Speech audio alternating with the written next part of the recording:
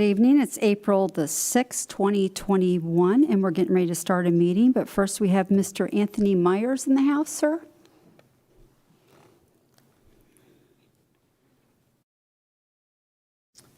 First of all, I'd just like to thank you, commissioners, for your service and for the honor to be able to give the invocation tonight. Let's pray. Father, it's a blessing to be able to be here. Lord, we just thank you for each one that is gathered together. Lord, I thank you for each one of these commissioners. Lord, the calling you put on their life, we just ask, God, that you would just give them wisdom tonight as they make decisions. Lord, be with those who are speaking. Help them to be clear. And, Lord, that your will may be done in the decisions that are here tonight. We thank you for the freedom that we have in our country. We thank you, Lord, that we may be able to gather together. And, Lord, just for the opportunities that you give us.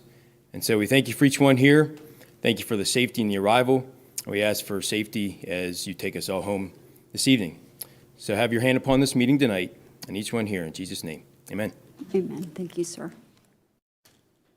Bill, would you like to make the pledge? I pledge allegiance to the flag of the United States of America and to the republic for which it stands, one nation, under God, indivisible, with liberty and justice for all. Great. I call this meeting to order. We have a quorum. Commissioners, I need a motion to approve the minutes for December 8. Second, Lober.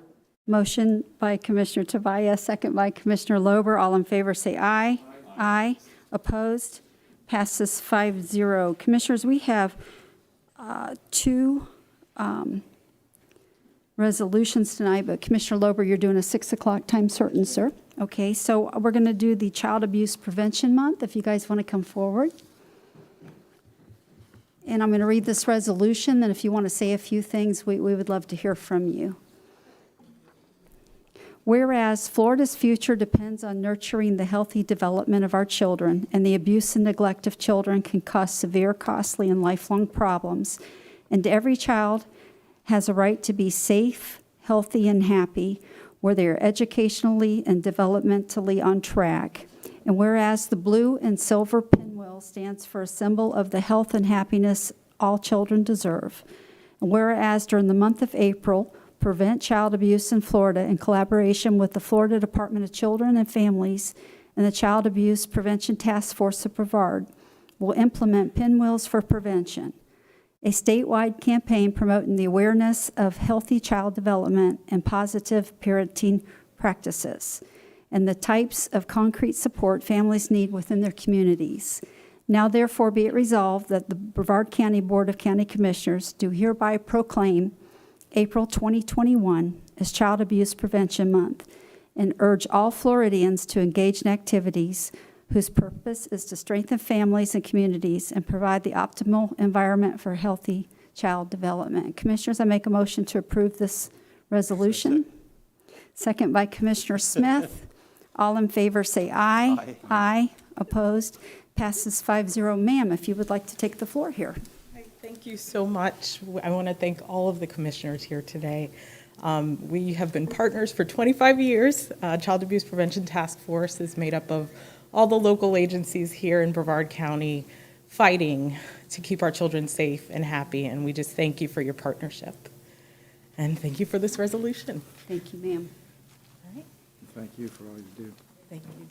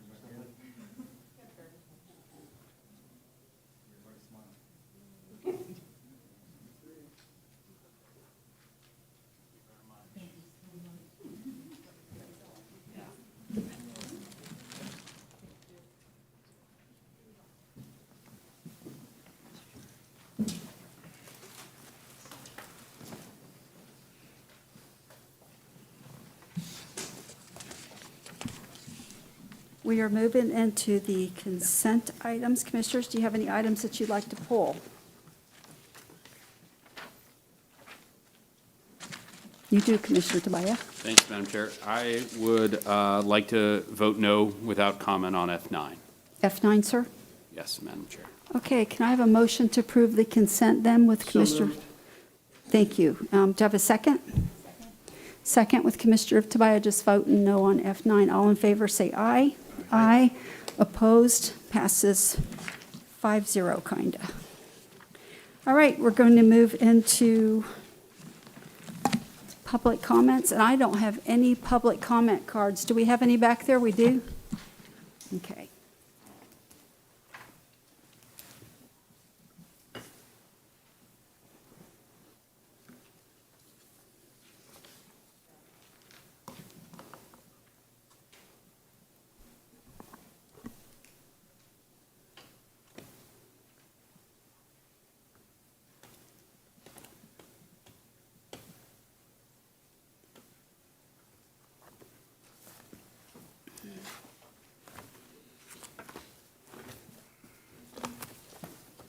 Thank you so much. I know we're on it tonight. Miss Elizabeth Barker. Ma'am, if you'd like to come forward, and then Steve DePhillips, you'll be next, sir. Hello, ma'am. If you would state your name. Yes, ma'am. May I remove my mask for a moment? My name is Elizabeth Baker. I live on Merritt Island, and first of all, I want to thank Brian Lober very much for the supplies that you got to us for the cleanup. Thank you so much. We did great. We got over 100 bags of trash off of 520, various other items, shopping carts, metal, plywood, all sorts of, even a toilet. So thank you very much for that. That was really, really appreciated and helpful. I am very concerned, and this being Water Conservation Month, I, along with probably everybody else, am very concerned about the condition of the lagoon. We're watching lots of deaths with the manatees, and I know that's kind of a touchy subject for a lot of people, but, you know, the manatees are really just a symptom. They're just a scratch of the surface of what could happen if we don't get this cleaned up. 2018, it was reported that the Indian River Lagoon was home to the highest recorded number of microplastics in the water in the entire world. That's huge. I mean, we think of where we're at as a pretty clean community, and we don't realize that we are far beyond where even some major third world countries are when it comes to microplastics. And that when they're talking about that, they're literally saying that there are on average 16 to 18 visible pieces of plastic inside of every oyster that we pull out of that water. These things are happening clearly as a result of plastic getting into our waterways. And some of these things are not all that preventable, but some of them are. And one of the things that I have noticed in my years of picking up litter is people mowing over the trash on the sides of the roads. And with the hundreds of miles that we have of roadways directly on the water, we have got to end this practice. This has been going on since we started mowing these roadways. And with the influx of so many more people in our community and, you know, so many more tourists and so much more going on and so much more use of plastics over the last 50 years, it's just getting worse and worse and worse. And when we mow over it, we cut it up, throw it into the water, and those UV rays break that plastic down even more. So, you know, we're looking at PFAS chemicals that we know cause cancer. We know that they create health problems. We know that these microplastics kill everything that eat them. The chemicals kill when they leach out into the water. And, you know, I just feel like it's really, really important for us to really start addressing the contracts, the way that they're written, how we're holding the companies that are doing the mowing accountable for having these bad practices. You know, they have a lot of time constraints, and I think we should be working with these companies to do everything we can to correct that. Thank you. Thank you. Okay, Mr. Steve DePhillips. That's me, I'm sorry, I don't have any comments at this time, I'm just here to listen to the dock regulations that are up for, debate, and I don't have a comment right this minute. Is that okay? Yeah, if you want to guess I will just move you to that item. Okay. Sandra Sullivan.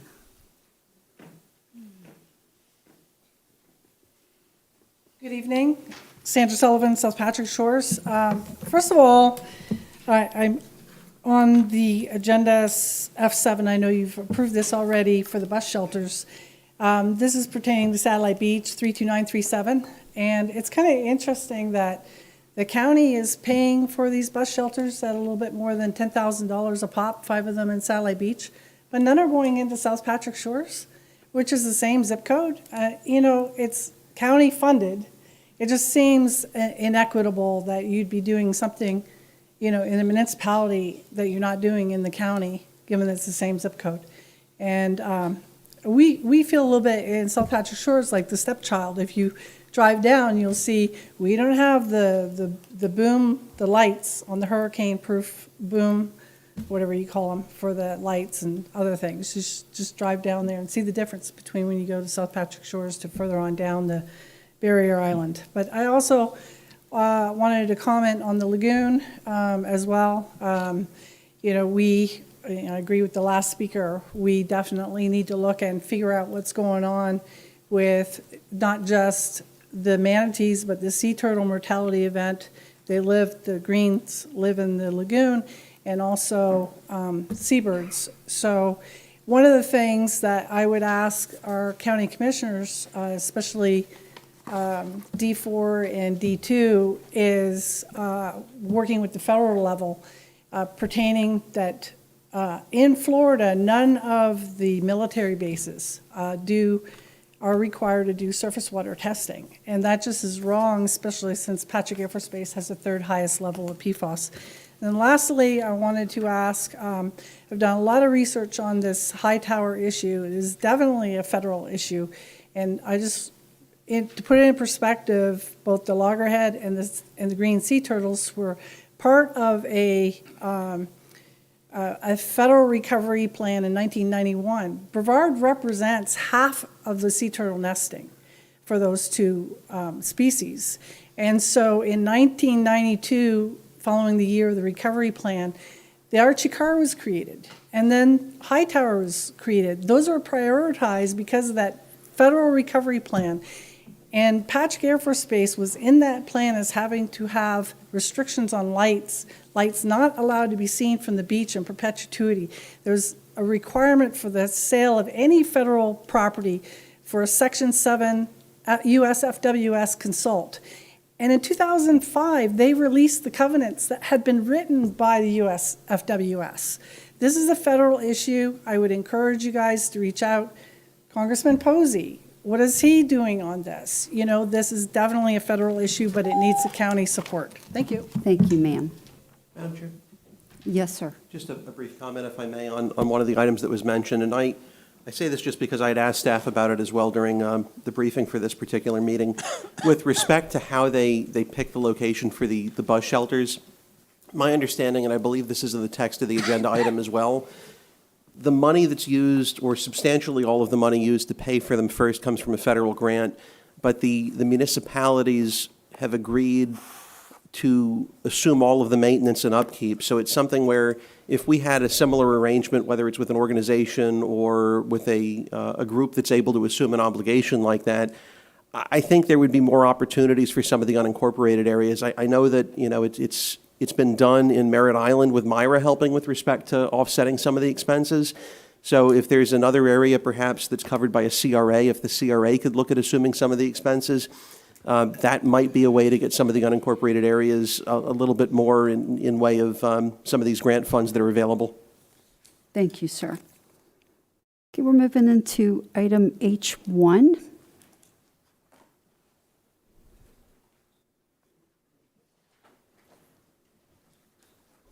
And as they're getting set up, I'll go ahead and move to approve.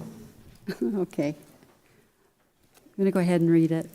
Yes, ma'am. I do have a motion, it's yours. Okay. This is a request for the Board of County Commissioners to conduct a public hearing to consider an ordinance amendment to Chapter 62, Article 6, zoning regulations, Section 622118, to establish the measuring points for docks projections and Also to establish clear navigable zones between residential docks. If you have any questions, we're happy to answer them for you. Thank you, sir. Motion and second, but I do have a card. Mr. Steve DePhillips, did you want to speak, sir? If you do, I need you to come up or... Okay, thank you, sir. Can I have a motion and a second? All in favor, say aye. Aye. Aye. Opposed? Passes 5-0. We're moving into item H2.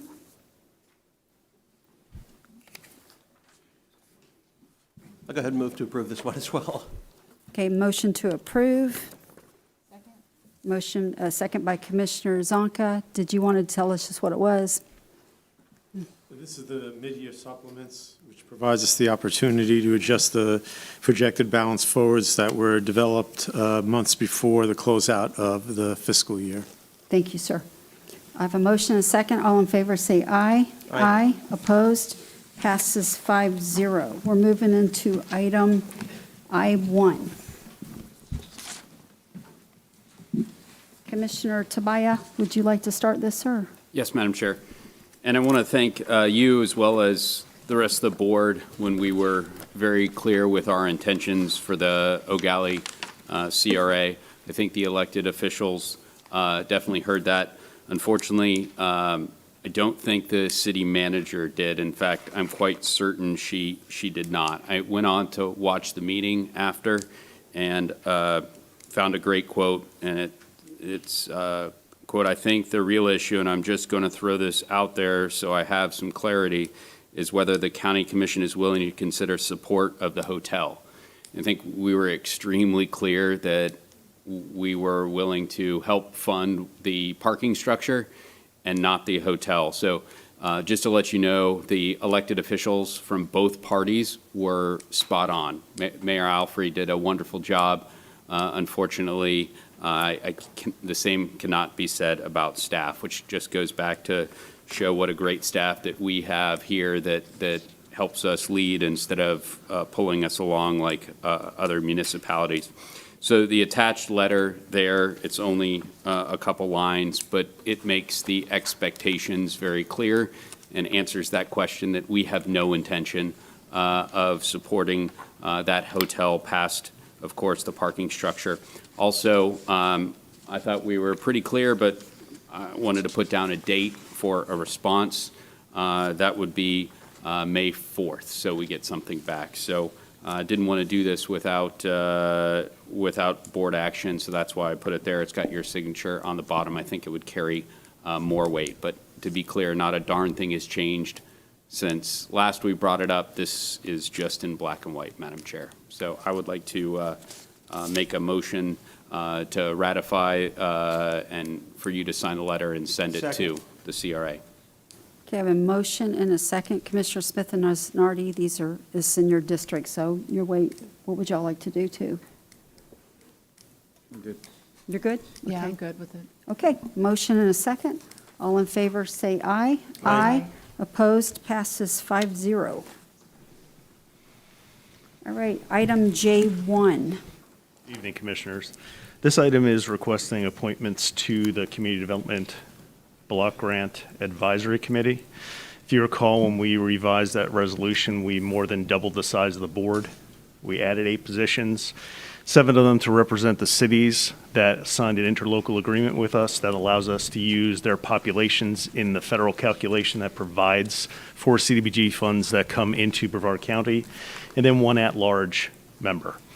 We've reached out to the 7 municipalities, requested recommendations. We've had 3 of them reply back, and those are the 3 individuals that are on the agenda item. Okay, Commissioner Madam Lober? Yes, sir. Just real briefly on this, seeing as how it's a citizens advisory position, all else equal, I really, for at least the Cocoa Beach or D2 spot, I really don't want to have an elected official or a government employee on it. So I've checked with Tony Sasso, and he would be willing to serve. So I'm happy to make a motion to accept it as is if the board is confident with the remainder of the folks. Or alternatively, someone else wants to make the motion, I'll second it. But I would just ask for the D2, the Cocoa Beach spot, that we swap in Tony Sasso. He's already said he would serve. Okay, do you want to make a motion with the 3 that you're wanting to appoint, sir? Sure, I'll go ahead and move to approve with the exception as to the Cocoa Beach position. We'll go ahead and we'll appoint instead Tony Sasso. And Trina Gillum and Elizabeth Yes, ma'am, the Howard. two that are identified as well. So Liz Allward, Trina Gillum, and Tony Sasso. Okay, I have a motion, second by Commissioner Zonka. All in favor, say aye. Aye. Opposed, passes 5-0. Moving into item J2. Good evening, Commissioners. Mary Ellen Donner, Brevard County Parks and Recreation Department Director. J2 is requesting Commissioners to rank the 3 open positions for the Selection and Management Committee members and 1 alternate position. And Mike would be happy to explain while I pass out the ranking sheets. Okay, so we're going to give you each a ranking sheet, and then there's some gray boxes along the side here. So all you have to do is just assign a score of either 1, 2, or 3 on each one of the candidates. Just understand that number 3 is for a preferred candidate. So the way they're scored is the higher the score that you place there, the more preferred a candidate they are. So we'll collect those after you're done, and we'll tally it up. And whoever's the highest, the 3 highest scores will get appointed, and then we usually request an alternate, whoever's the next highest score. Commissioners, do you want a few minutes to do this? Take ideas. Just a couple. You did yours, I did mine. Yes, sir. Madam Chair, it's my understanding one of the folks, Dr. Paul Schmalzer, would require a It supermajority would, sir. as he has been on there past the term limit. So Yes, sir. even though it's outlined here as you make your choice, please remember that. Okay. And Madam Chair? Yes, sir. Just another question. I want to be sure we're all on the same page. With respect to that same individual, my understanding is he's an ASSA employee, and due to the nature of his position, he's not entitled to attend in-person meetings. So whereas I'd probably give him either the highest rank or the next highest rank, I don't know, based upon that, how others feel, but it's just a concern I wanted to bring to light. Okay. I would say maybe get an idea if there is going to be a supermajority, otherwise don't rank him, because then he won't get, Yeah. does that make sense? Yes, ma'am. I'm guessing that we knew that, so, I'm just going to You good? say that I didn't rank, I mean, I ranked with that consideration in Me mind, too. because he's been on the board for well beyond term limit, so I didn't rank him. I did as well. Okay, so I guess the rest of the Are board we ready? members may be wasting Okay. a score if you rank him, We are on it tonight. right? Yeah. Oh, you needed our names.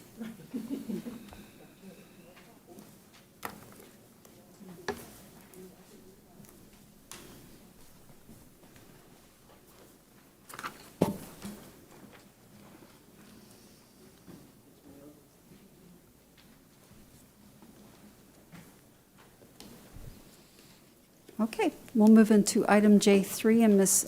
Donner, you can come back after this and let us know, yeah? Do you have them all? Okay, item J3. Mr. Kranish, you're on, sir. Good evening, Commissioners. J3 is approval of some revisions to the sports grant guidelines by the Sports Committee of the TDC. It also approves 2 events that got delayed due to COVID, basically delayed to a couple of months afterwards. The only other 2 items I would say is it's a little bit, the guidelines have a little more teeth in them this time around. And then also there's an allocation for the committee and the sports commissioner to go after some new events. Okay, commissioners? Move to approve. Motion to approve by Commissioner Smith, Second? second by Commissioner Zonka. Should we wait on Commissioner Lober, or?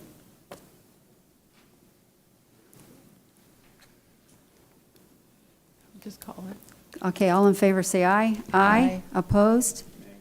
Passes 3-1 with Commissioner Lober out of the room and Commissioner Tobias in objection. Thank you. You're welcome, sir.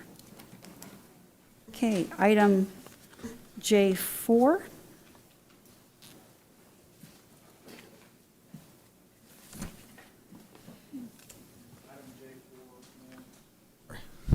Item J4, ma'am, is a proposal that we received from MedFast to participate in the COVID vaccine administration based on vaccines received by the Department of Health, Brevard County.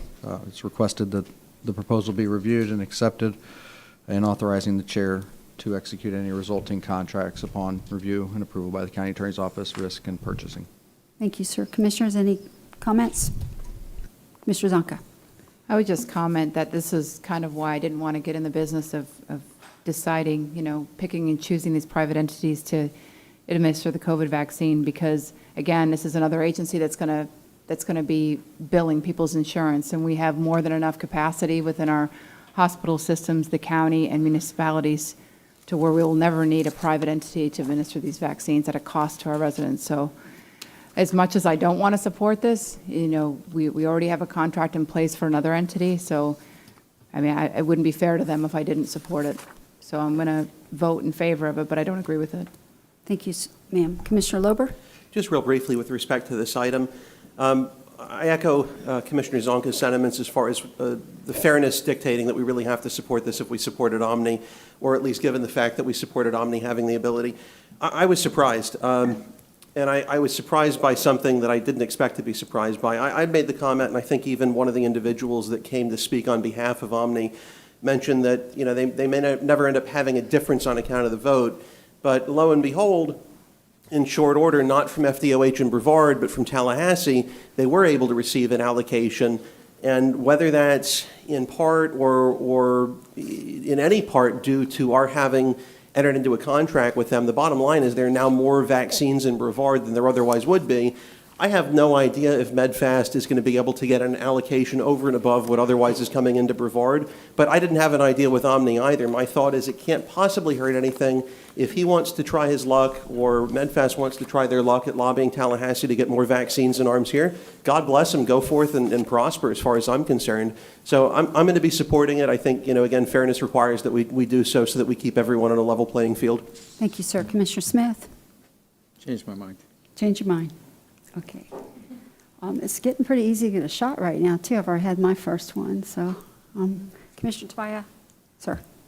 Madam Chair, I agree with the sentiments that we keep everyone on a level playing field, and Omni and MedFast would not be on the same level playing field. So I have to echo a no vote, as my previous vote for Omni was also no.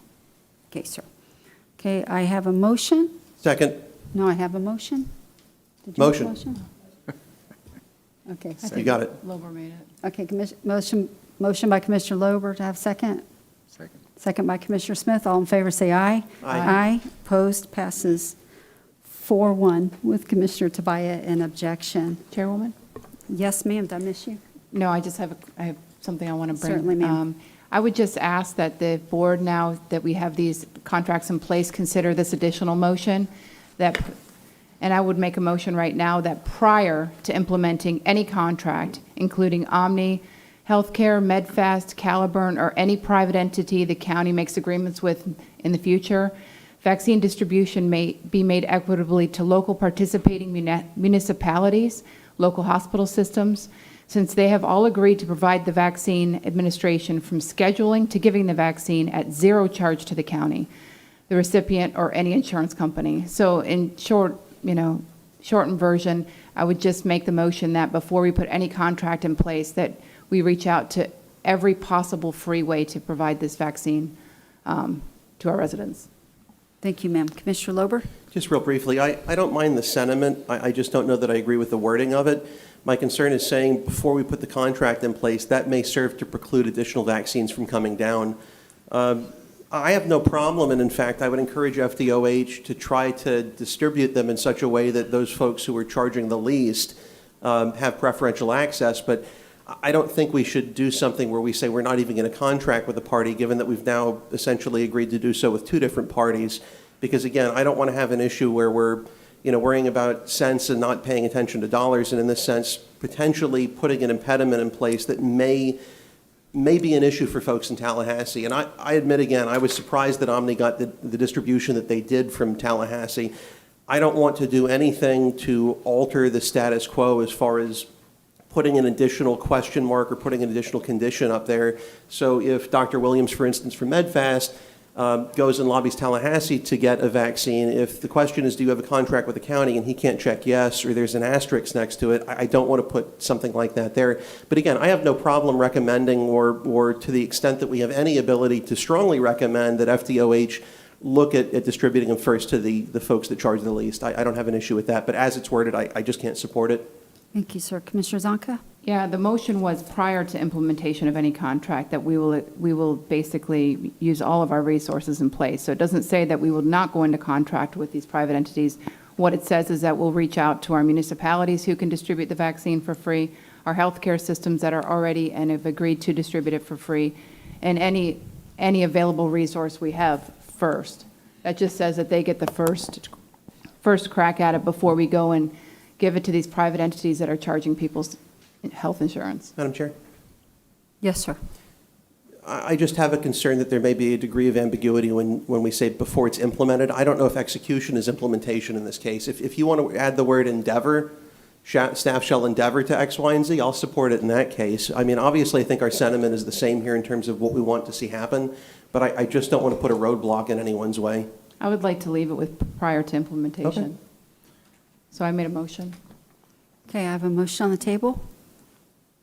I'm sorry, Commissioner Smith. Yes, you're waving at me. You must want to talk. I agree with your sentiment, but in the case of Omni, for example, they got 10,000. But they got it directly from the state. It has nothing to do with the county. Right. Zero. So So that has nothing to do with. your motion would have no effect on, No, If- absolutely if- not. It just has to do with what the county's allocation would be. What the county So in other is. words, the FDOH would go to the municipalities, they would go to, the preference would be all to of the health those that systems don't that are doing it charge. for free. Not just the preference, the priority would go to who's giving it for free. Right, right.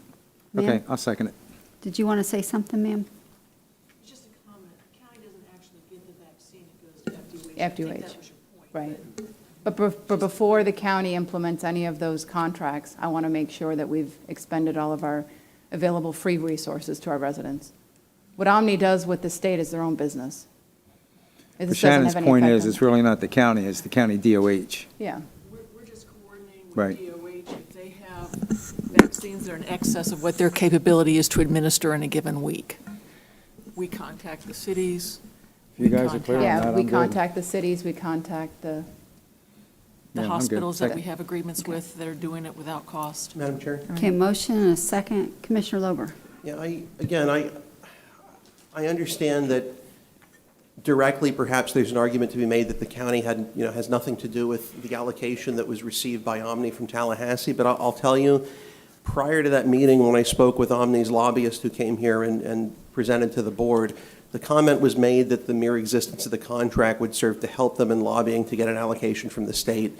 That's where my concern is. So yes, it didn't come from anything that we have direct influence over, and no, we didn't make the decision, but the mere fact that we contracted with them, they had anticipated, and the results bore out that it may well have helped them to get that allocation. That's why I'm extremely cautious that we not do anything that cause an impediment to getting more vaccines down here. But I do agree with the sentiment, so if there's another way to word that's not going to potentially appear as a threshold issue or condition precedent when it goes up to Tallahassee, I might well support something else, but just not the way that it's worded. and I'll just say this, and then I'll call the question, if that's okay with the chairwoman. As happy as I am that a private company got 10,000 vaccines, we don't know that those vaccines wouldn't have been allocated to anywhere in Brevard County to include the FDOH. And I don't believe that, just because they got a contract with the county, they're charging for the services. And they offered initially, as soon as just a few days ago, to charge for services for administering the vaccine to our employees for a cost. So I don't trust agencies that change their mind on a whim based on what we're going to do next. So I mean, I don't like the county being in the position that we're in with Omni, or any agency for that matter. So I'm going to leave the motion as it is, and I'll call the question. Thank you, ma'am. Let me ask you a question real quick first. What we really want to do is get as many vaccines out as possible to no charge to the citizens, just so that we get everybody vaccinated. Ms. Shannon, if this is in place, would this have hurt any companies like Omni or Medfast from being able to get vaccines and distributing them? Oh, No, as far as we know, we don't have any way of knowing whether a contract, a coordination agreement with us has any impact. Again, we simply have assisted FDOH in trying to coordinate dissemination of the vaccines that they receive when they receive more than they may be capable of administering in a given week. We stepped in through our emergency management department to assist them, at the very beginning, and this kind of has developed. We now have MOUs with some of the cities and 3 of the hospitals that are without charge.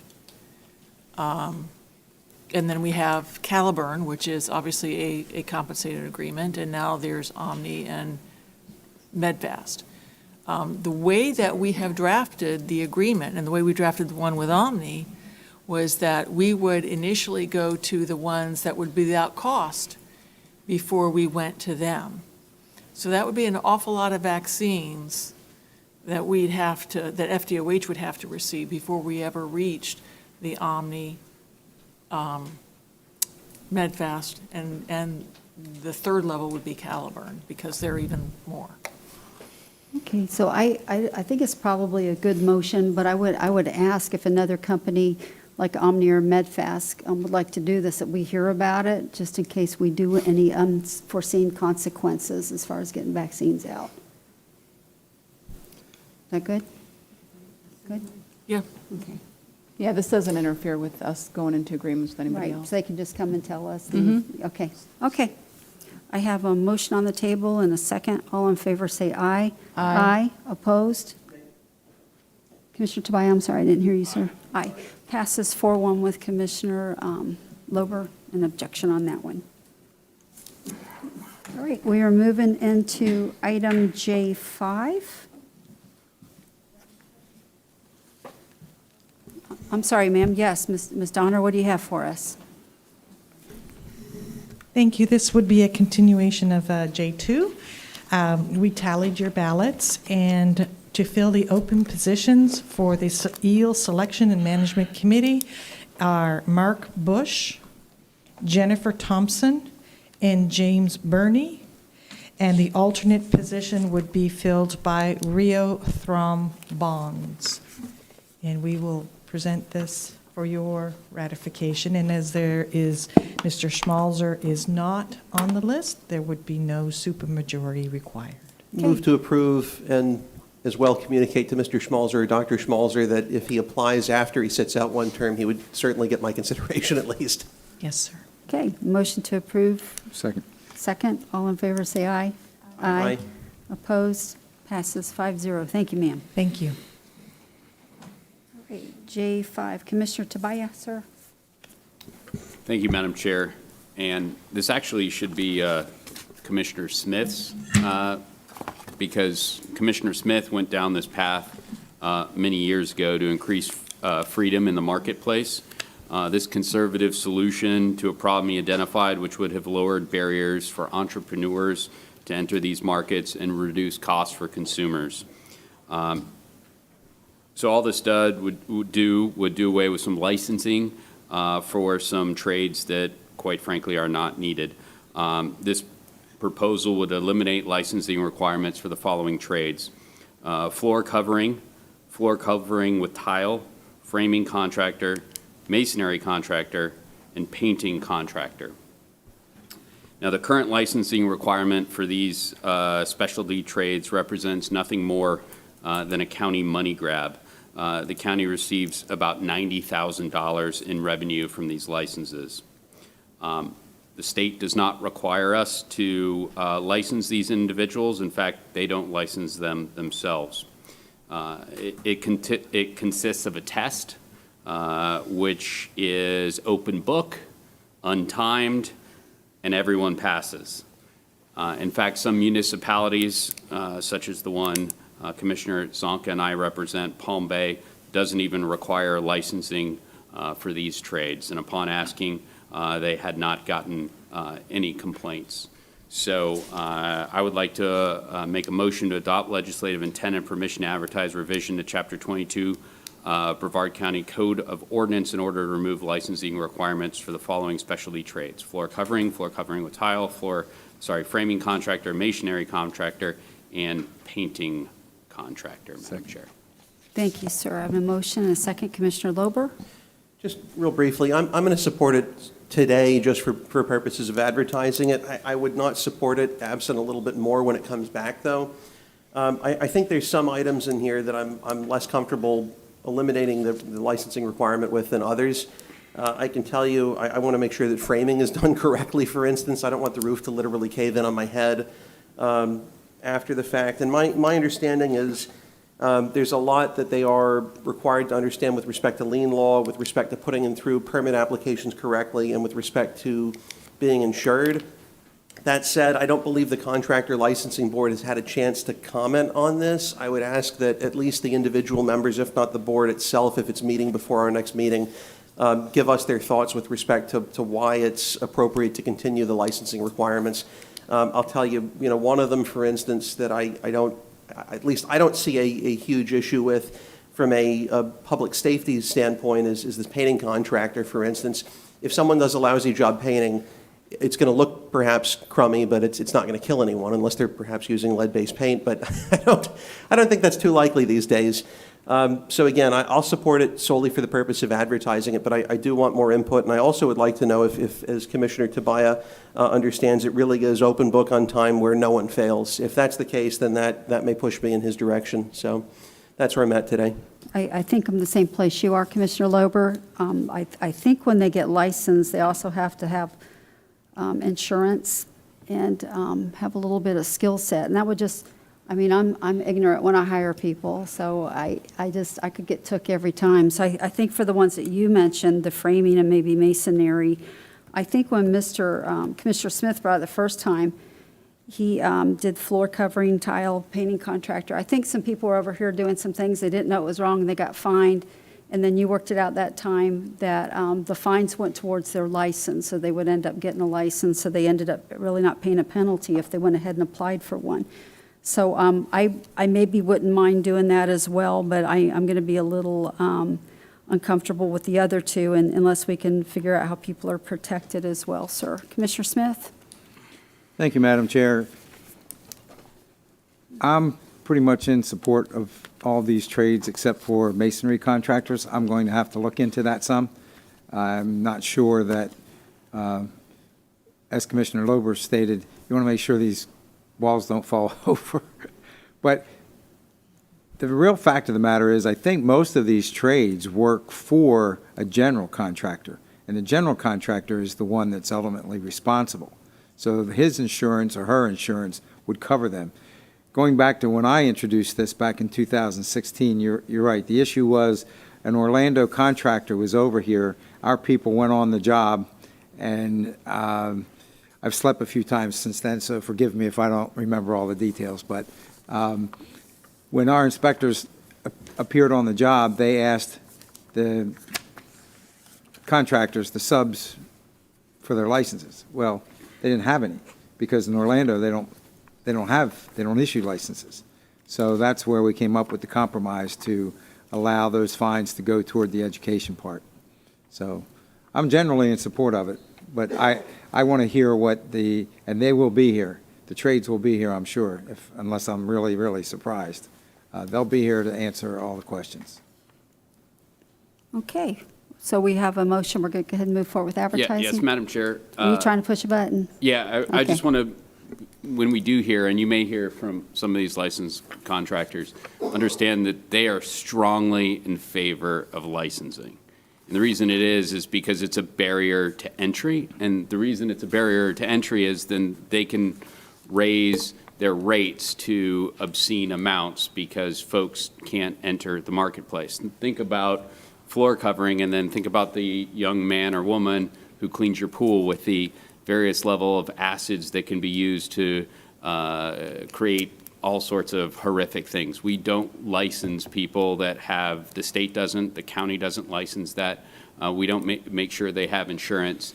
So just no one, it's a weird phenomenon that the folks you're going to hear about are strongly in favor of licensing, but as Commissioner Smith so aptly put, they're all under a general contractor whose license, who's very difficult. It's all regulated by the state to get and maintain, and also the inspections that take place by the city. What I would encourage you to do is contact your local municipality. I certainly contacted Palm Bay and ask what issues you've had by not licensing these, and you'll hear a big fat resounding zero on this one. So this is unique. Many of your municipalities may not actually license these, and you'll find out that they don't, as Palm Bay, have those issues. So thank you for your consideration. I just wanted to give you that heads up as you move forward on this. Thank you, sir. We have a motion and a second to move forward with advertising. Call the question. All in favor, say aye.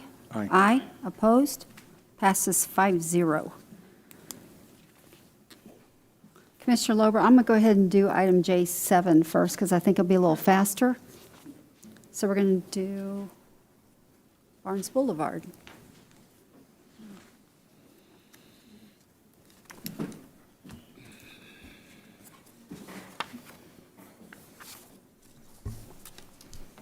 Good evening, Commissioners.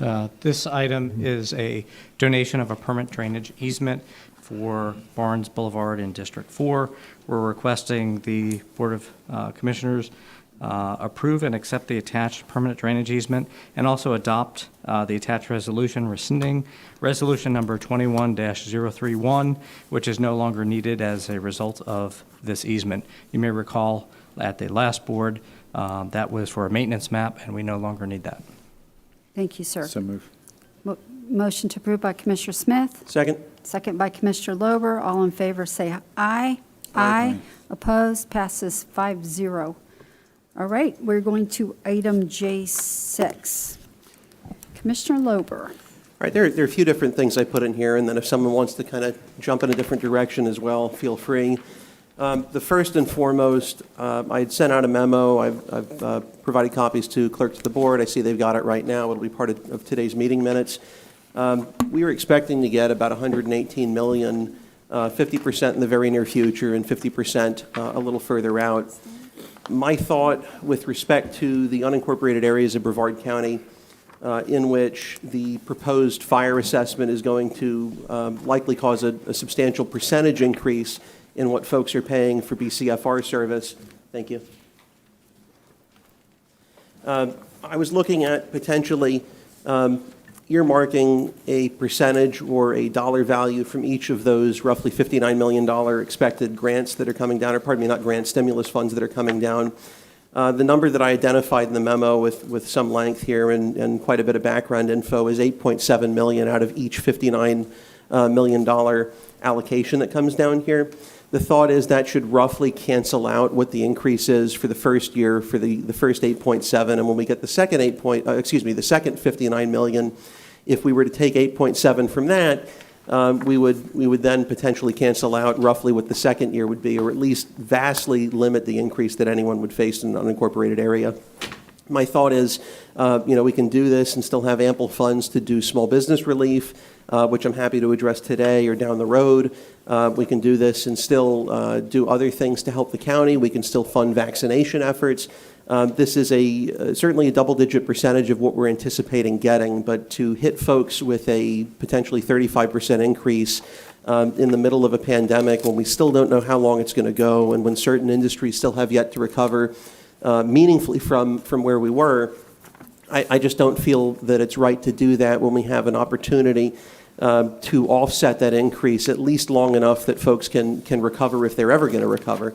So I don't know where folks are with respect to their willingness to look at this. Obviously, the guidance that's going to be forthcoming from the Treasury is going to direct specific allocations, but my thought is if we earmark for purposes of making sure we don't make a separate allocation, 8.7 from the first 59, we can look at it, have staff evaluate how we can make this happen, whether there's specific findings we have to make indicating that certain industries have yet to recover and that our residents have been negatively affected. Certainly there'll be ample time for us to put together data to support those findings.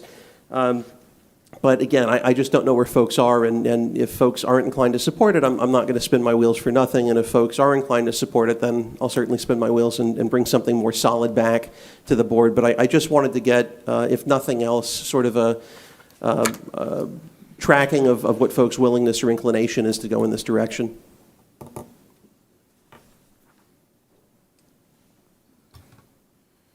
Yeah, I'll jump in real quick. I'm always interested to hear what your ideas are, because oftentimes you think outside the box, and I like that. That's scary. Yeah, that is scary. But I'm not in a hurry to do any of this, because we have 2 or 3 years to get this done. Is that correct, Frank? The funds that we receive, if we were supposed to receive the first 59 million by May 11th, and you have until December of 2024 to spend them. Right. So we have plenty of time to do this. So because we have that time, I think it would be really incumbent upon us to think about how we're going to do it. Take a week, take a month, take 6 months, take a year. I don't know, but I think that we need to do that. And number two, one of the reasons that I think that it's imperative that we do that is because I really think that we are staring in the face of rapid inflation due to the irresponsible spending that we're seeing being done in Washington, D.C. I can't even imagine what inflation is going to look like in 2 or 3 years. I was in my local Pinch-A-Penny 2 days ago, and I was stunned that a 40-pound bucket of chlorine tablets that used to be $89 like 2 months ago are now $109. Wow. That's not a 3 or 5 or 10 or 20% jump. That's what, I'm no mathematician, but 40% jump just overnight, basically. So, and we really haven't even seen the beginning of what's coming down from Washington, D.C. So that's another reason to wait. And third, I'm really, really afraid of the inflation, but I'm even more wary of the bust that will surely follow this housing boom we're witnessing. Because every time we have a housing boom and prices just go sky high and houses fly off the market the day they get listed, that's always followed by a bust. And boy, when we have a bust followed in addition with rapid inflation, I'm really concerned about where we're headed as a county. So I'm not real anxious to make any decisions on this money yet. That's just my perspective. I want to throw out something, though, because from hearing where we were last time, we're going to be doing the fire assessment, correct? And so the fire assessment is going to be kind of hard on the constituents. So I think you're trying to think of a creative way not to be so hard on the constituents, but still get the money into the fire department. And I'm not sure we can do that. I don't think this Well, money is available I don't for that. think you can, but I was talking to the county manager earlier, and he had kind of a little idea that he threw out as far as, because you can do revenue replacement. And sir, if you would go ahead and explain that, it would, you can't like reimburse it. I mean, I love that idea, but there might be a way to get that fire assessment number down. He came out with a great idea and still be able to do what we're trying to do. Commissioner, one of the categories that is specifically provided for in the American Rescue Plan that was approved, has been approved, is that there will be revenue replacement. Now, there are no guidelines from Treasury yet on what that is, but the Budget Office did look at everything from the prior fiscal year in terms of revenue losses. And from the general fund, we had a local half-cent sales tax losses, state revenue shared, and fire rescue EMS billing. The revenue losses that we had last year that we believe were related to COVID were in excess of between $8 and $9 million. Now, as a revenue replacement, since that's one of the permissible categories to use funds that are given under the American Rescue Act, you'll have access to that to spend it as though it is general fund dollars. When we receive those dollars, you could allocate that $8 or $9 million to fire rescue, fire assessment. And if you do that, and we've then looked at the plan that the board will be considering on the 20th, you'll be in a position to reduce what you would otherwise approve by that $8 or $9 million, and we would calculate that out as to what that would be. I can tell you that equates to about a 4% difference. And so whatever the board would agree to at the public hearing on the 20th, if you increase the fire assessment, you could choose to reduce that by 4%, and you would still have the same amount of revenue generated during that 7-year period that the fire assessment was meant to cover. That's kind of a creative thing that Commissioner Lober just provoked there, and everybody working together with that. Commissioners, our staff did a little bit of work. Actually, we took all the emails coming in. We made some bullet points of what the money's going to be able to use for. And Mr. Abate, you said the second amount, we don't really have good parameters yet on the other half of the money. So we have to kind of wait till they define that, correct, sir? We don't know. They haven't given us any parameters or guidelines relative to any of the categories, including revenue replacement. So, we listen to, staff has been listening to webinars, and we heard one today from NACO and Treasury, and it's extremely broad in terms of they're looking at things, they're working hard, but there's so much involved that they haven't been able to provide any guidance beyond what the legislation itself says right now. So we're anxiously waiting for that, so we have some kind of parameters to what the board choices will be as we move forward. Okay, so Commissioner Lober, that there might be the $8.7 million right there, and that might be able to help with some of this and ease the burden off the constituents. We just wouldn't have to do as high of a fire assessment and be able to still get the thing done with the revenue replacement from general funds. So it's just a good idea for us to kind of kick around for a little while, because I think that would be easier on the community, and we would still be able to do that with those funds. Commissioner Zonka, ma'am. Yeah, I was just going to say, if we're still able to achieve the goals we wanted to achieve and collect the monies we need to collect for the fire assessment, I think any way that we can reduce that amount is a good way. I appreciate Commissioner Lober trying to do it this way. I just get nervous about us sending out through the tax collector over 100,000 checks that people would have to claim as income if we tried to reimburse the fire assessment. So I like this idea of revenue replacement better. At least we know that that's probably going to be within the guidelines, but I think, it's been said a few times, but I'll just say it again. We don't have the guidelines, so to try to divvy up, what we're going to be doing with these funds now, it would be a little irresponsible. Even though we're all anxious to get it back out there to people, I want to make sure that we're doing it right. So, I'm open to hear anybody's proposals in the future. I would just like to have those guidelines first. And it's good that we're not on a deadline like we were last time to get them spent, but I want to make sure that we're doing it responsibly. Commissioner Lober? Yeah, Madam Chair, listening to you with respect to this for the first time, it sounds great. Obviously, I want to dig in and do a little more due diligence with respect to voicing whether I'd support it to a certainty or not.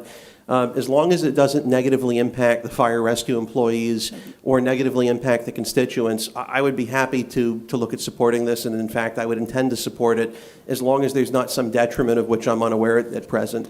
Beyond that, certainly I think if we address it, as Commissioner Smith mentioned, in a week or a month, I don't think that's a problem. I just don't want to wait potentially a year, because by then we may be in a situation where the fire assessment will have already kicked in, and that's, for me, that's kind of the drop-dead date for addressing this in sufficient time, or with sufficient time that we can offset that additional burden that folks are otherwise likely to face.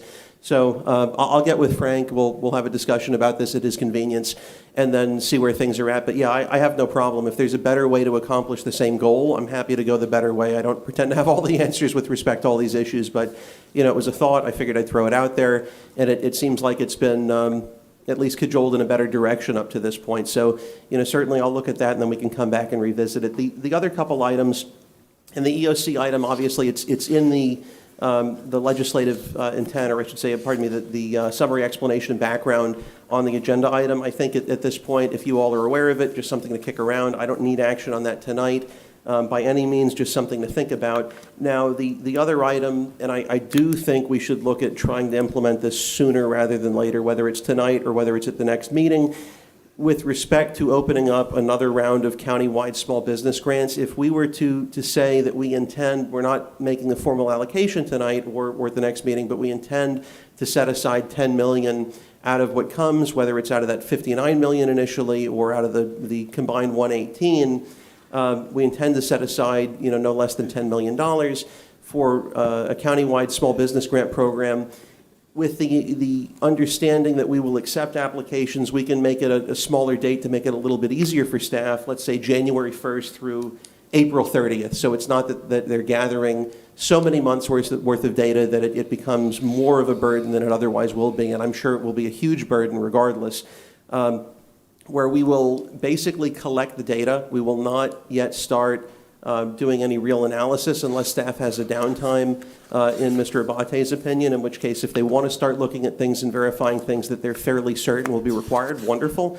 But to allow folks to get a head start on it, just as you can file certain documents or prepay certain items to reduce the burden down the road, my thought is if they can start getting their docs together because they understand that there are almost certainly going to be certain things that are required, if it turns out that the guidance we get from Treasury or the Act text itself requires something over and above that, then they can simply supplement an existing application. We can use the Neighborly software. If we can use the existing license, wonderful. If we have to re-up the license, we can do that. But I would like to, again, if it's not today, at a meeting in the next few weeks, look at publicizing our intent to allocate that $10 million and opening up a process by which people can start getting their docs for a finite period of time, whether it's January 1 through April 30th or otherwise. I think if we lay it out and people know what to expect, it can't possibly hurt. Okay, I have one more idea I want to throw out for us to think about. Madam Chair? Yes, sir. Is my light on? It is. You push it more than once, though, and it kind of moves you around. Okay. Go ahead. You go. I'd just like to comment on I thought you would like to finish up when I would get done. that. So. By all means, I'm sorry, Okay. Madam Chair. No, You got no, the floor. Nothing at all, sir, but I know you're going to talk after I do anyways. Absolutely. All right. I want to throw out an idea. Some of this money can be used for the growth of water, sewer, and broadband. And I know that many of our districts right now are having trouble trying to get capacity with water and with sewer. And so I was thinking we take a portion of this and we equitably distribute it between the 5 districts. And I would propose that District 1, 2, 3, 4, and 5 all get 10 million for you to figure out how to better your water, sewer, broadband, and all the other items. And it'd have to be within compliance of this, but I know, like Commissioner Isnardi, you need it to increase your ability for some sewer and water, and I do too. I have Port St. John I need to do some work on, so maybe we take part of this and we can fix a problem we haven't been able to fix in the past. So if you guys would think through that, I know last time we had some work trying to get through the 5 million, but I think if we strategically, because every district's different, I'm not going to have the same needs as probably Commissioner Smith does, but I know I can find a strong case for these in my district. So I would like to throw out that we maybe kick around the idea of 10 million each of these funds for us to figure out what our district needs. And of course, we'll talk about them here. So the clerk doesn't have any heartache over it, but I think it might be a good idea for us to do some infrastructure, because I think that's what part of this money's for as well. Yeah, I agree. Ms. Bentley. Okay. I agree. It is supposed to be destined for a good part of it, destined for infrastructure. And it's a great opportunity for us to do exactly that. Yeah. Okay, so if you guys would think about that, maybe we'll have a discussion again in a little while. Commissioner Tobias, I'm ready for you, sir. Thank you, Madam Chair. I wanted to touch on a couple of the issues that brought up. We'll start with the fire rescue. I do have a number of concerns as we move forward. Maybe some of these can be addressed in the proposal should we go in that direction. First of all, still, we as a board have the ability to not increase the fees. We have not yet. We talked about potentially going, but we as the board still have the ability to go in a different direction. And in fact, Commissioner Lober addresses this in point 22. The fire assessment could not come at a worse time for a number of residents that they have severely impacted by the ongoing COVID-19 pandemic. So it can be ended right there. But should we go ahead and vote for that as a board, we would be plugging a reoccurring expense with a non-reoccurring revenue source. So in other words, this is only a potential temporary fix. And as Commissioner Smith said, if we face inflation, this may be something that is long-term. So there's certainly some issues there. Another issue, and this would be a large one, and I've reached out to staff, GIS is currently working on this. This is money that would be going to the county, and as you know, not all county receives fire rescue support. Many municipalities have their own fire rescue, so this would be county money that would be going to help certain folks and not others. How does that fall within each county commission district? We should have that answer from staff by the end of the week. So if we could address some of those issues with fire, should we move forward? Which brings us to the small business grants. I think it needs to be addressed. When we did small business grants the first time, we were the only ones allocating funds. That is not the case this time. Cape Canaveral will get 4.4, Cocoa 4.3, Cocoa Beach 4.9, Grant Valcaria 1.8, Indy Atlantic 1.2, IHB 3.6, Malabar 1.34, Melbourne 13.88, Melbourne Beach 1.39, Melbourne Village 290,000, Palm Bay 19.41 million, Palm Shores 490, Rockledge 11.86, Satellite 4.68, Titusville 7.85, and West Melbourne 10.9. Now, there are additional business incentives in this American Rescue Act, so I'm concerned that I don't want to say that these businesses would be double dipping, but should Indian Harbor Beach start offering grants, I think it would be an absolute nightmare for staff to be able to figure this out. On top of this, the National Republican Congressional Committee has deemed this to be, quote, a socialist wish list. At some point, maybe we need to decide that businesses either can stand on their own or not. We've seen employment up not only in Brevard County but nationwide. On top of that, certain businesses in Brevard County have received a total of in excess of $69,000 from what we have expended on these type of things, which brings us to utilities. And I appreciate you bringing that up. I would love to see 50 of the 59 million to go to utilities, and it would be great if we could divvy it up. Unfortunately, I don't know that that would be the best use of the money. Currently, there are somewhere in the neighborhood of $11.5 million in shovel-ready projects. So I got where those shovel-ready projects are, and just to be clear, before I go over this list, none of those shovel-ready projects are in County Commission District 3. So my goal would be to get this expended as quick as possible, but it looks like we have 5 districts of pretty large size, 5 projects in District 1, a number in District 2, none in District 3, as well as some in District 4. We would need potentially some water treatment facilities, and as you know, those are quite a bit more than $10 million.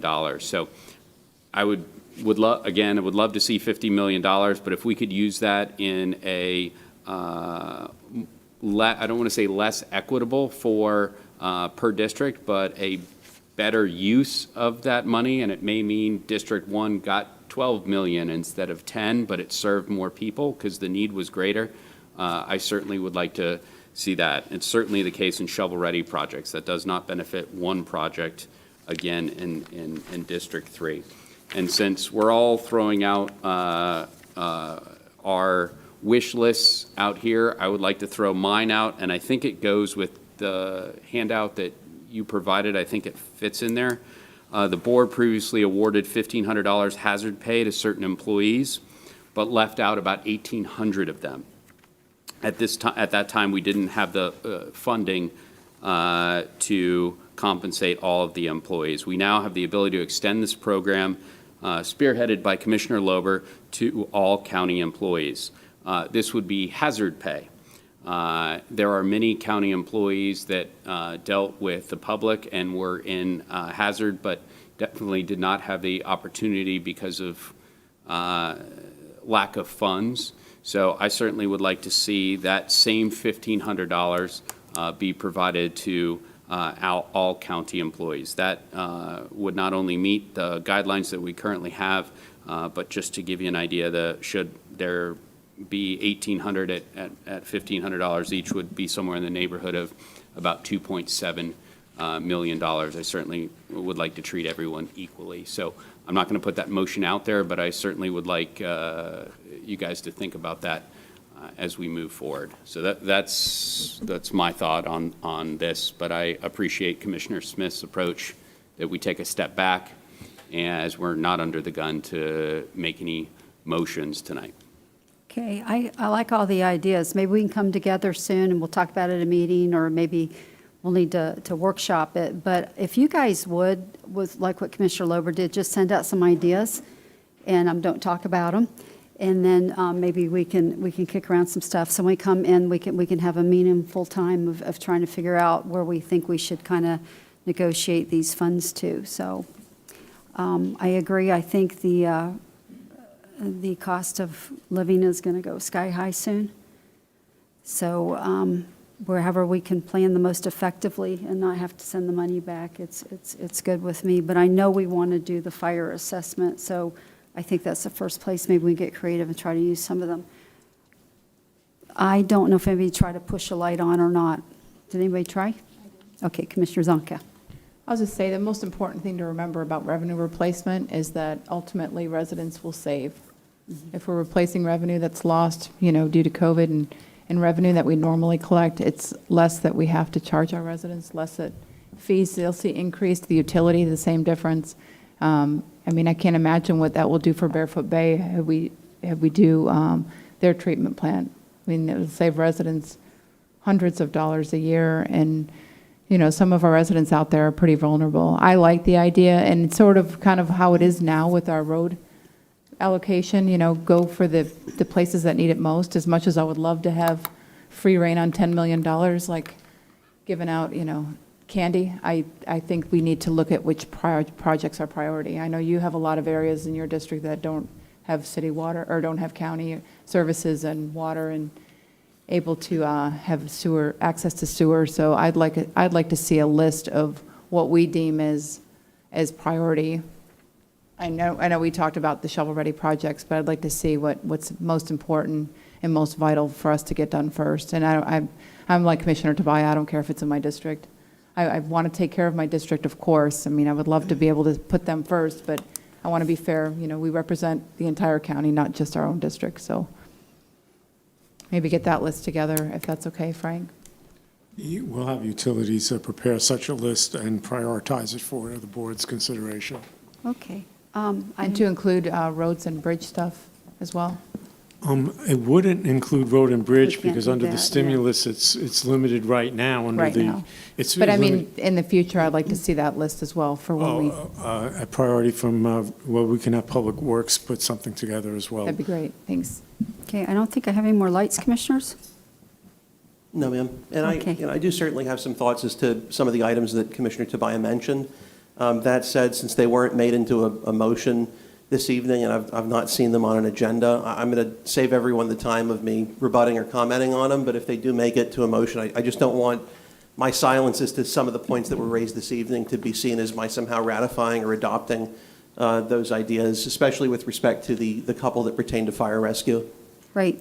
And so I think we just need some time to look at that and maybe digest it and make some thoughts and ideas. And I'd love to see the shovel-ready things as well, and I probably would have applied part of it to it. But you know what? Not everybody's going to need all that. Commissioner Tobias has zero, but his constituents probably should have some of this funds rolling in there too. So maybe there's another area he wants to do it for small businesses or something. So I just think it's something to really think through, because when we had the $5 million, it really benefited District 1 greatly to figure out where I needed to put it the most.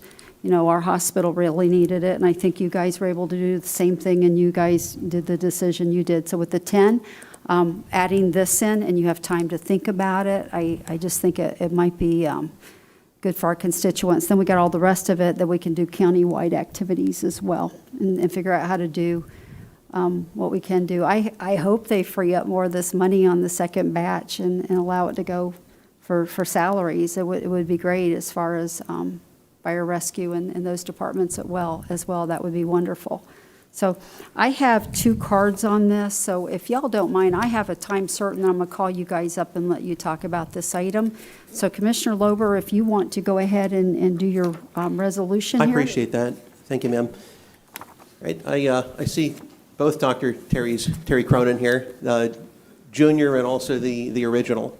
And then I also see Megan Cronin, so we've got a slew of dermatologists in here for probably the first time ever. I also notice my wife is back there. This is the second meeting that she's attended in more than 2 years. First was when I got sworn in. This is the second one. I've known Terry Cronin Jr. as long as I can remember. His dad and my dad have been friends for longer than I've been alive. My wife is going to murder me for this, and Terry might as well, both Terrys, in fact. But Terry is one of 2 individuals in the audience, the other being my wife, who have seen me in my natural state and survived the experience. Dr. Cronin Jr., I should say, Terry Jr., despite being a dermatologist, has a farm in the south end of the county. He has got a miniature horse named Bill. Frankly, basically like a big puppy. I don't have enough good to say about the guy. So I got a call from my dad yesterday. My dad's been a dermatologic surgeon for longer than I've been alive. Dermatology, along with ophthalmology, is one of the 2 hardest specialties to get into for medical school. My dad called me yesterday, told me that Terry Jr. got elected as president-elect of the American Academy of Dermatology. It is a tremendous honor. It's essentially the feather in the cap for someone's career as a dermatologist. So I put this resolution together for him hastily. I do want to thank Clerk to the Board and also Asset Management for helping me get this thing printed and framed and squared away in a lightning-fast fashion. I apologize, I didn't really give them as much notice as I ordinarily or always have previously, but thank you guys for having worked with me on this. So I'm going to go ahead and read the resolution, including all the fun verbiage that's included here. So it's a resolution recognizing the election of Terrence A. Cronin Jr. as President-elect of the American Academy of Dermatology.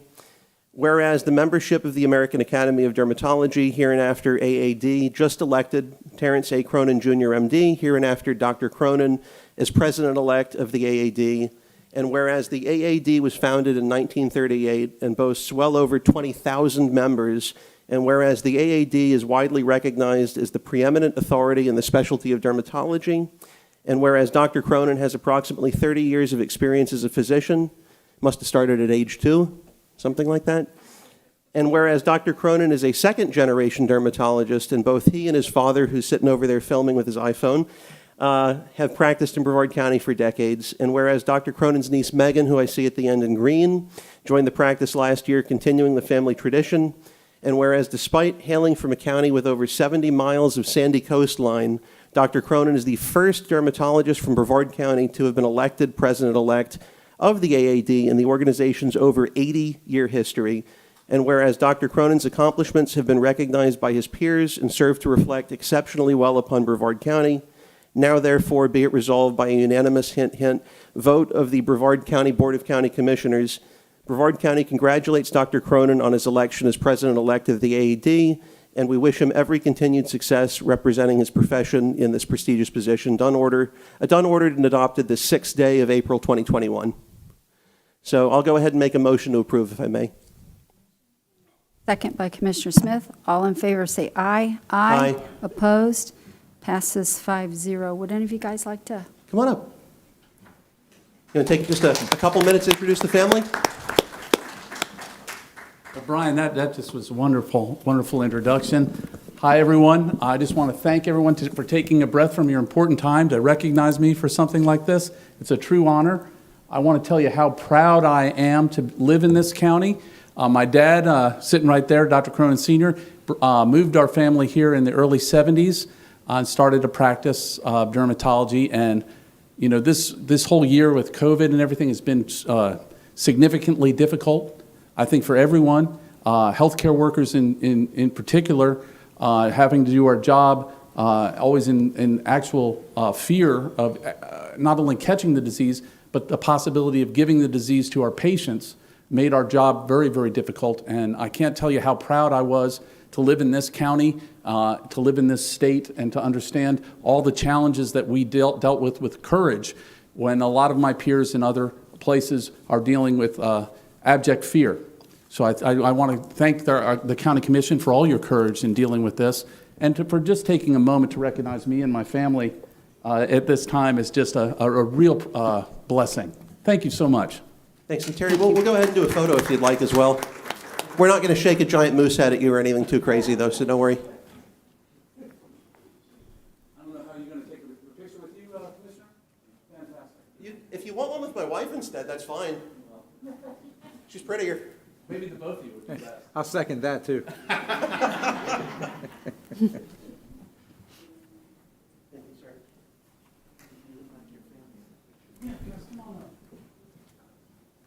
Who wants to be Vanna White and hold this?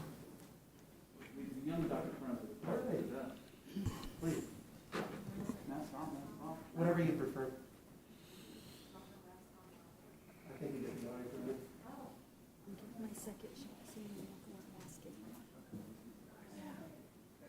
Probably button this one. Sorry. Come on. We got it? Appreciate it.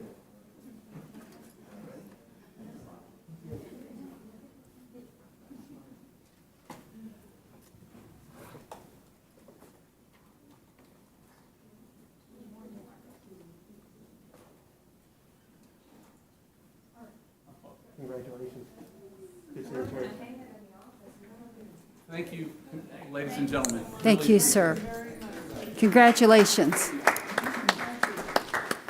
Okay, Mr. Richard Helfinger, and then Ms. Janice Crisp.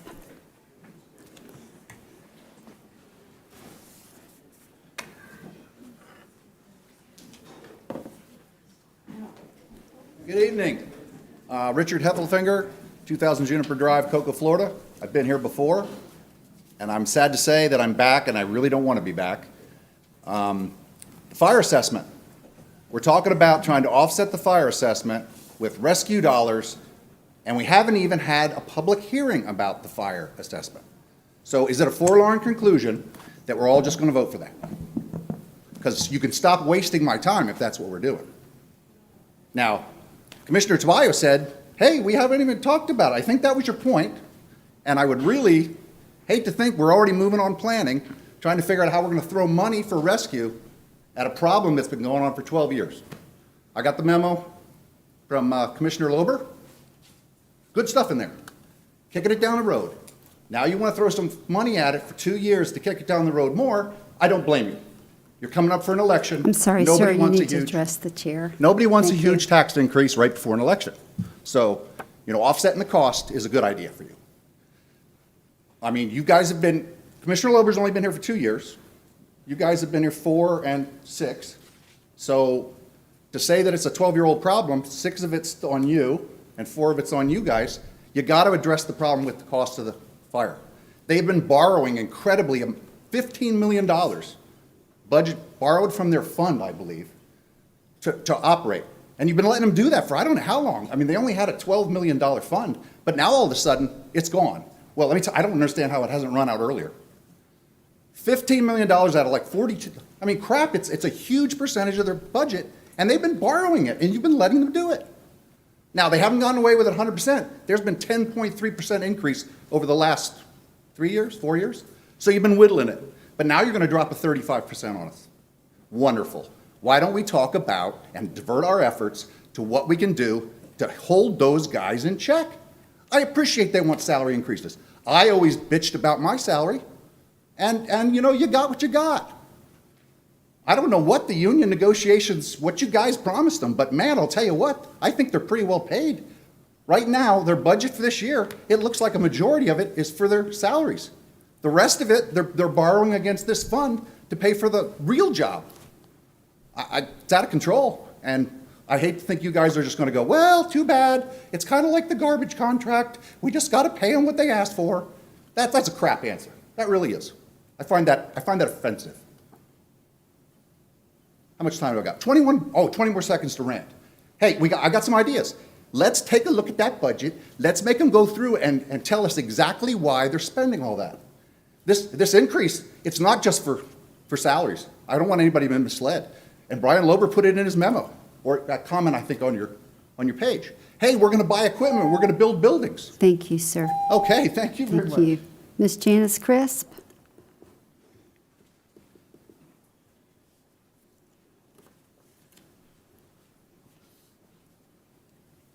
Hi, thank you very much. Janice Crisp from Cocoa, Florida. I'm here today, and I just want to thank you all for the work you have done so far with the money that we have got for CARES Act and other money from DC to help. And you've done a considerable, great job helping people. I spent a lot of time last year helping people who were in need of food and just general help on getting the assistance that you guys put out. I can't tell you how many times I was out in the sun with the Harris parking lot in Palm Bay absolutely full for hours of people waiting to get food boxes.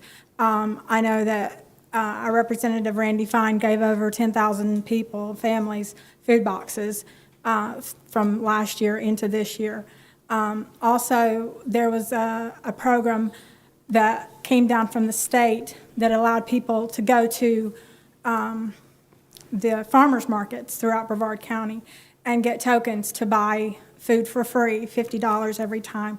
And that helped so many people. They waited for hours to get food, probably thousands of people at every farmer's market throughout Brevard County. So I want to suggest to you that you use this money to help this problem of food safety. We have homeless, we have undersheltered people here in Brevard County, people living in campers, people living in tents, people surfing couches, people that are not recognized and don't know how to get help.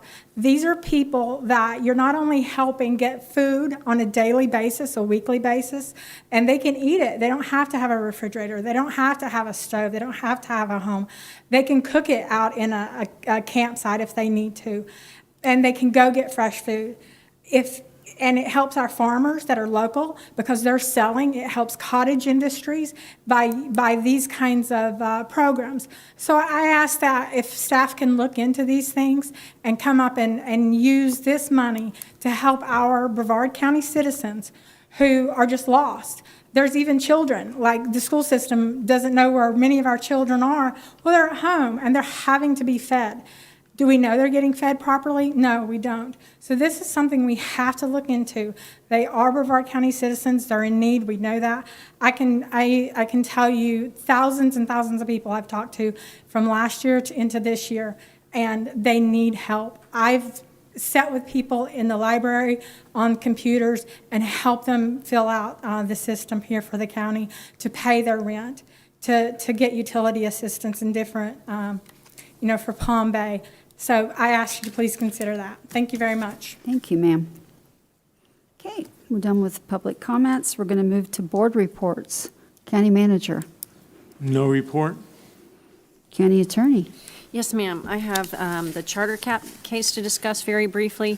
Last week, you all received an email with a notice attached. It was a notice of extension of time to file the answer brief at the appellate level. The notice has now been signed. You all should have a copy at your places, and the clerk has a copy. The notice will be filed tomorrow with the 5th DCA. You don't need to take any action. I'm simply required to inform you in order to certify that I've told you to the court. So no action is needed. Thank you. Thank you, ma'am. Commissioner Lober. Just real briefly, a couple comments with respect to the gentleman that came up during public comment at the last public comment period. I agree with actually some of his sentiments. I will say, though, it wasn't 12 million. It was actually over 14 million if you look back 12 years. So it's even worse than was represented. Now, whether it's politically convenient to try to offset for 2 years for purposes of an election is irrelevant. The fact is the most politically convenient thing that could be done for me is not to support the fire assessment, that I wouldn't have to look at offsetting anything for 2 years. I can tell you, I know I'm going to irritate a lot more people than I'm going to make happy, that are taxpayers with respect to supporting a fire assessment, but I believe it's the appropriate thing to do. I never ran to be politically correct or to mince words. I ran on a platform in 18 of public safety. That includes fire rescue, that includes BCSO. So I'm going to do what I think is appropriate, even if it does upset, offend, or otherwise irritate folks that are constituents of mine and who are vocal constituents and who vote. So no, I'm not suggesting 1 or 2 years as a means of helping myself politically. If I wanted to do that, I would simply shoot down the fire assessment altogether, but that's not what I'm up to. Beyond that, I want to say with respect to the funds that we do have coming from the American, what do we have it? What's it called again? Frank, help me. I can't keep straight all these stimulus names. American Rescue Act. Thank you. American Rescue Act of 2021. I think there were a lot of good ideas that came up today. I would just ask if there is something that's proposed, please bear with me. There's so much that we've gone through with respect to different ideas. If it's circulated as a memo with enough advance notice that I can review it and dig into it before a meeting, I may well be able to support an idea that comes up. But if it's something that comes up on the spot, whether it's at the next meeting or a subsequent meeting, I've got to tell you, I don't know unless it's clearly the way to go with no potential downsides that I can identify, that I'm going to be inclined to support any particular proposal. This is just too much money for us to do anything impulsive with. I see the good, I see the bad in some of the things that were proposed, but in order to weigh it out, it's just going to take me some time. But otherwise, I appreciate the opportunity. Thank you all. Thank you, sir. Commissioner Tabaya. Thank you, Madam Chair. And I've passed out a quick letter that I'd like to get your support on. We dealt with a CRA that happened to be exclusively in my district, the Palm Bay Bayfront CRA. You guys were a huge help in limiting that to just a apartment complex, and their intent was to have not only residential but commercial as well. And because of COVID, they didn't get around to they had tenants, but then those tenants had to back out. So there was an agreement between the CRA and the developer. To be clear, we are not involved at all in this. I just got a question from the mayor as we are partners with us.